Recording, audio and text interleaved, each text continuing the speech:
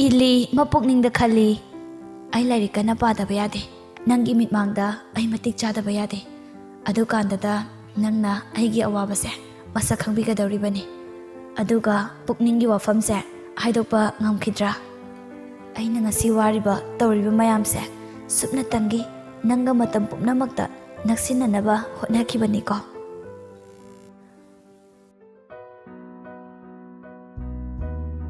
asomna nongali tomchong mapanda khabar paduna leirami tanjadada jeli sula ami tomchongna ichala idana lao lao kakhalo jelis au pabung poireiton bu leikhibra tomchongna leikhibani magi rumdane hekta changu jelisu hoi pabung tomchong no aga larikti kanna pagadabani ko jelisu hoi pabung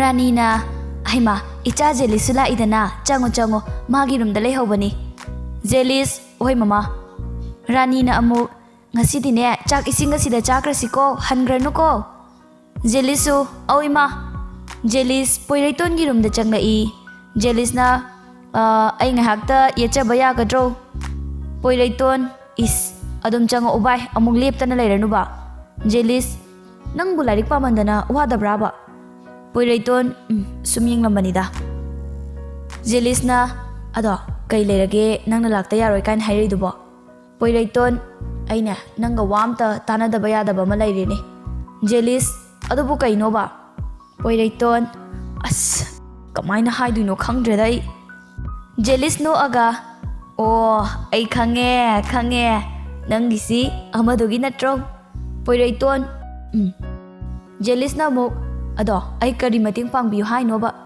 Poireiton na sidagidine unabasu panglaroy ay kari tawdino khangdreba ado bai. Jelis na ado wergana kok masada hairadana Poireiton adusu ngamgadra khalinini Jelis ngamnaba hairaga loiredana hayingi chance manglaba nang loire unaba phangbagi wa laite Poireiton adudi kamai tawdino bai.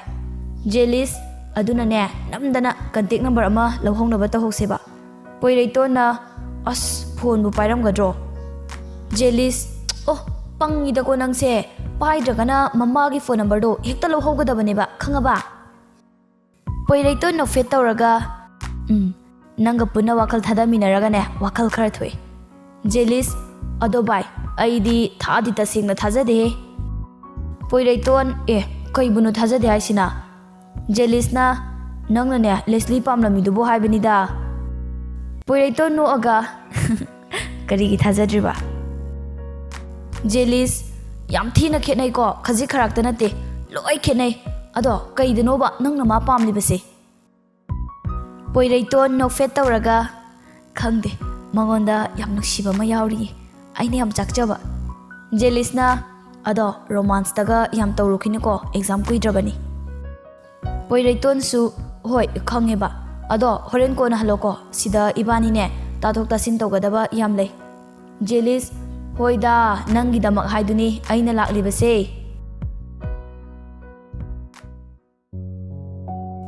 Asumna pungsu thengjile thambal macha nupi bu kaurai macha thoi Leslie kai haige mama thambal o chaksa na ba tawrasi lawani hei nangbo Leslie hoi mama Leslie chong duna lai Leslie na ka hinjang no mama thambal oh kari boiruni hangam ni dana Leslie na atai di thambal atai bu kari yaudorige Leslie su sugatlaga ai chajararo cho thambal saurapna kai gi charoi dino haise Leslie ai hangam chaning de haibane haiba chamandana ne ai haijini chaning ge chomta Thambalna hau tabaka su amuk chil hau thiribani ne nang lairaba ikhoidine afang chaba tabani ne he Leslie mama na ngangbadu chaning da kharadi chakre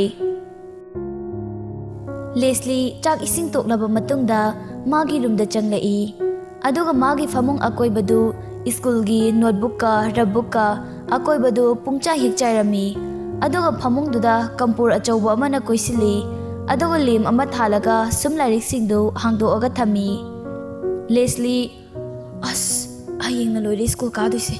Aibu da poirega nungshinababu haudringaisida kaina doraba. Os Leslie mathanta musu khanjai.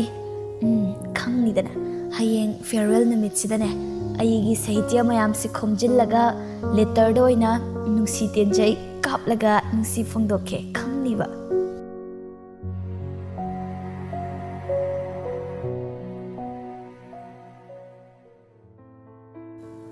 Nongale class 9 amadi class 10 gi satra satri sing farewell party gi damak laknaba hawre. Pricing piba loiduna makhoi masel exam gi farewell wish inarami. Class 9 amadi 10 gi nupi singdu poireiton da omjenduna masa masa gi diary boy amamam paiduna wish ihalami. Leslie tawriba mawong duda yam thina khoidau sogat paibadu oire. Mamai mamit katu suktu aga yengaga lei. Milina kaidawragi. Leslie saurapna kemtaude. Milina ado ibani gisu ihalusiro moi atei gisu iriba hekta lepsilusira. Leslie machinga do suktu aga yengduna lei. Milina laumi asi haraga Milina Leslie bu chingduna lai. Aduga atei nupi singna lepnariba aduda sangsinduna lepi. Poiraiton Leslie amadi Mili leptuna leirambaduda mapukningda nokchai. Leslie na ikon ko na khwai last da leptuna lei. Sum mathang irakpana Mili gi turn lae. Mili yam harauna da poiraiton aigisu asi hairaga magi notebook ama lauthoaga pi. Poiraiton nokfet tawraga hoi adudi si page da irage ko. Milina hoi yaye ado da poiraiton good luck. Poiraiton no aga thanks. Leslie pakhatpana di yadre magi mapa yorakpadudadi.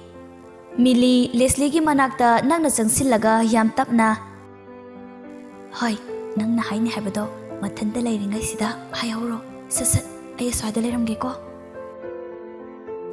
Asi hairamaga Mili su chatkre. Leslie tasengna kari haigadabano khangdre.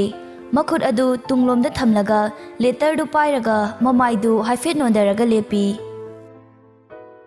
Poiraiton su mapukningda khali aibu wafamnubu haihawdabana fadui jala mo amukne horen ichop chopna duisarok. Leslie su amuk hoida nupinabu atok yam pangradi loire ekta pisilaga yaba possible. Poiraiton sumain tumin leinaradi yaroise ai hekta wari saba haujilag sina farani. Somdana Jelis lona tumina yengi. Jelis na kaino ani sina ngasaidai tumina leinarisibo ko hainaragi de haide base aina su chance fasaba ma pibirabane base nupa yam thok tabrabu ibo nang ili lapna kaurai. Jelis khangpre khangna ahau taye ili manakta sangsilaga nangdi sida kai dorami ba. Jelis tu lalat tauraga ha kamnate sum akoi base yenglambanida. Ilina ha kaiba. Jelis na aina haidine ngasina su loire pakna lakpasu fangaroiba aduna nungsidana sum yenglamini haiba. Ilidu nokfe tauraga as loire he. Jelis Ilina nolakpaduda yam thawai tana nokfe tauraga yengjarai. Ilina ado poiraiton di kaida laikhige. Jelis na ha leiramganida. Ili kaino leihaudiye atai singpul hawbada aduda su yawhaudiye nanga laikhibrana hangbala ine. Jelis lalat tauraga ha aiga pundeda. Ilina hoi Sir Bridget na ne amta lao na haibane adudo haigena tawbane ado fare ai atai da leibrana yenglukhige ko. Ili chatke tawbada Jelis na khudangdu tap pairai. Ili khangpre khangna Jelis da yenglei. Jelis wa lalat tauraga lao ibani oina thiminaruse asomaning dadine kanam lehaudrabane ibani atopada oina yengrus lao. Asi haraga Jelis iligi makhut adu pairaga chingduna chatminakre. Somdana anidu ngasaidagi wa ama faungangnadi haifet yengnaduna lei. Leslie na sumaina leibasinadi hena ikaikre ai hekta hausilageda. Poiraiton su handakti soidan hairage anida chap manana ai amuk chap lepnaduna nokfet amuk tawi. Poiraiton nokfet tawraga nang han hairo. Leslie mamit anidu ushilagha hairei. Ai da poirei. I love you. Asi hairaga makhutta pairiba love letter du pirai. Poiraiton yam ngakna yengduna lei. Leslie mamitu ushilagha mapukningda khali. Kaino walang amatabu nganglaktrisibo natraga chatkhrazalo. Leslie ushiliba mamitu tapna pangthorai. Aduga poiraiton leptuna mangonda yamunna yengduna leirami. Leslie yam ikaina da poirei ai chatlage. Asi hairaga Leslie poiraiton gi makhutta letter du piramlaga hotana chelai. Poiraiton angauba gumno I aduga piramliba letter du magi bag tu da phajana hapchili.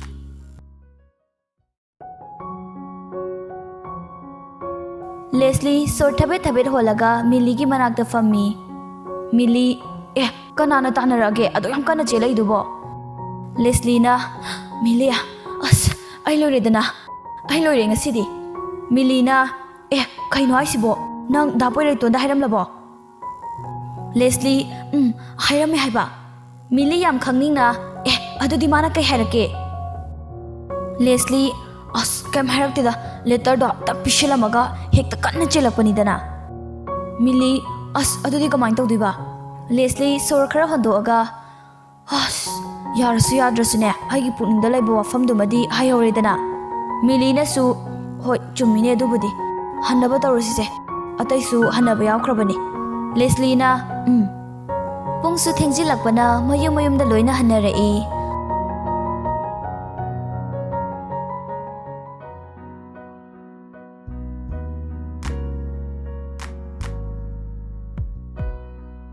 Poiraiton yum hek yobaga magi room da chensili.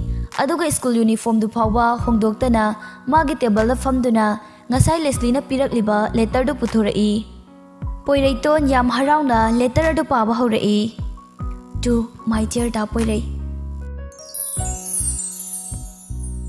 Paklaba ipakum sangbanaba hanglaba tiada paiduna leiriba leichil nongfai thangdana leijaramba aigi punsi ngasidi ngangrannaba numitki machetna yeibada atiya pakna sinba thungna sandorapa ngangrannaba machugumna sengkraba machugum ngasidi aigi thamoibusu nahaki nushibagi ipakta dinhanbikre. Punsigi anganba ayukta thengnaruba nahakpu karamnadi kauthokpa ngamgani. Ai da poiraibu thamoi sengna nungshirure nahaki Leslie. Aingonda karigumba pau phongningba lairadi makhagi contact number sida pau phawbirao. Poiraiton iriba singdu paraga mathwai tana nokchei. Kaidagibu lamaga iriba magi wahai singnoba. Poiraiton famungduda sangna hippi aduga angaubagum chithidu hanjin yengduna noi.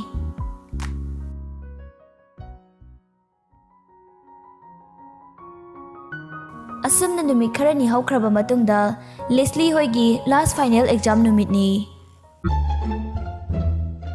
Leslie amadi Millie punna faminaduna leirami. Millie na nangasigidi kayam parage. Leslie khangdeko line thokpa mane mai lakcharsani. Millie aidine mamangda thakriba subject singdo amatta nungai khidingo nangdi. Leslie thawai ga nungai tabaga ne exam ga changdeko ngasibudi imalon maitai mayeknina ne adum sajilaga iramba ya. Millie nangdi kaigi nungai triba. Leslie na da poiraido aigi letter do paramgadra paramoidra khangde haiba. Millie loire exam sida ne adugi wakhal ka to amta changukhinu ko nang fajana di lairik toramdo malibo maina pajaram ni kaino. Millie na loire exam sida ba adugi wakhal changli boire nangde nang fajana lairik toramani maina pajaram sani kaino. Leslie ado parade haifeta oirasu marol hairakpa yaidana. Millie kamaina thengna dawrige ba mi exam ayagi ne lairik paramgani khangbra nangido changlamoi kaishu. Leslie na adu oirasu aina hapkhiba akhoi mamagi phone number du da ne hairakpadi yaidana.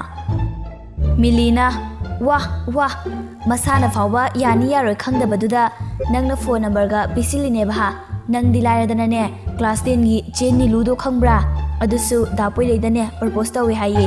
Lairik atu yam haidu phawbane yabide hai. Aikoidi topper di lairadana ne pass phak tongam de. Kanada bani Leslie, Kanada ba wakhal khan ko monram to lairanu. Leslie na hoi nang na haidu budi chumine. Hoi farse ai ngasi dagi ne dapoi gi wakhal khalaroi ge. Milina Hera adumaina ne napuning ka ti sodaraganu ko ten hek loibaga ne tap tai ke tharaga nupa masak phajaba mayam koira loire kaino. Leslie as bit ka yaudida dapoi reidagi henba misakka leiramdo mandida. Anidu wari sanaringaida exam gi bell khinglai. Millie as bell su takrene horen amok exam loiraga thingnarasi ko.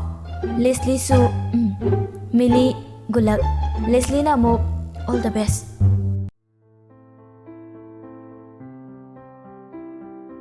Asumne exam su hokre ngaihak leiraga exam matam su loisinarakpana satra satri singdu khara thoknarakpa haurai. Leslie exam matam loibagi ahanba bell khinglakpaduda paper du submit tawramlaga yam nungaitana thoklaaga gate mayada famduna Millie tholakpa ngairami. Poiraiton marks uptuna mamai mamit lolaga Leslie na famlibadugi manaktamna sangsilaga lepi. Leslie yam nungaitana pomli yengkhalai. Leslie yam ngakna da poirai. Poiraiton karisu khumde mamai do haifet koirai leiduna atai oza satra satri sing library yengi. Leslie iskula amiro. Poiraiton nate nang exam loi bangai ramini. Leslie mamitu langthoga aibo kai gia. Poiraitona lao exam loi bagi kaino ma chaminarusi. Leslie makutuna khazaiduda kanna siktalai. Aduga ayo aibo manglo tawrisibo ngasi je kai numit no ba aina tawrisi kaino. Tanjaduda exam matam loirakpagi atai satra satri singdu thoknarakle. Poiraiton atai satra satri singdu thongnarakpaduda Leslie gi makhutu pairaga jingaga lakminarai. Leslie chatna ado da poirai nang kanaga lakminari no. Poiraiton nokfe tawraga lao yodore ai asidane gari park tawrambane horen mamai leiba nungaina bana. Leslie hauji phauba masana masabu gyan taba ngamjade. Sum lakpana gari park tawfamdu yori. Poiraitona nang sida leiramuko ai gari amta thodorake. Leslie su Poiraiton du chatkre aduga magi bespa du thodorai. Poiraitona lao kakhalo. Leslie su hainaruba tawde gari du da fat kakhatli. Somdana Millie na Leslie bu koithi thiri.